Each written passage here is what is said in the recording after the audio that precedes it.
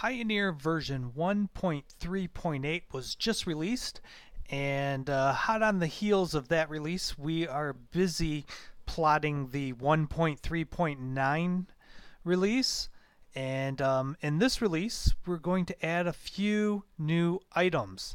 The first off that I want to show you here is the sliders are all responsive. So as you adjust your screen size, it adjusts the sliders. You'll notice that it went from 4 items to 3, and if you go even smaller, it'll drop down to 1 item. So if you're on a cell phone, it'll drop down to 1 item. By default, it wants to utilize 4 images in the slider. You'll notice one other feature right here. If you scroll over the title, you can click on the title and it'll take you directly to the course. But because this is a slideshow, we wanted to provide the opportunity to view all of the featured courses quickly. So we added a little toggle. So you can see here, if you click on that button, it drops down. It gives you a list of the title and the course summary over here. And we think that's kind of a neat feature of the Pioneer theme as well. So let's dive in and take a look at what else we have going on. Whoops, I was clicking on a link. So this is the home page. You'll notice that the blocks are slightly restyled. They now have a color that goes across the top heading, and you can either utilize the default color settings, or in theme settings we provide a color option for you. So if you want these all to have the same color, you can pick a color, otherwise leave it blank, and it utilizes the built-in styling.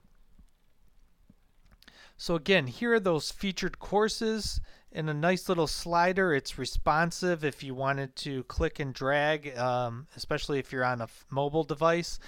And we added this link to view more courses. So not only can you feature courses, you can link to wherever, whether it be a category, some other external URL. We provide a text box for both the title here, the words that you see, and the URL behind those words. So this is the initial homepage. You can see here's where we have the little slider.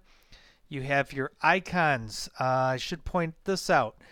On the homepage in the main content area, prior to this release, the icons were just images on the page, and when you scrolled over them, they showed a tooltip.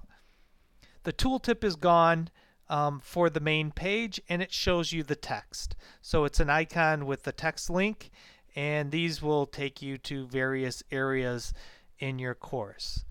Now, 2 new features.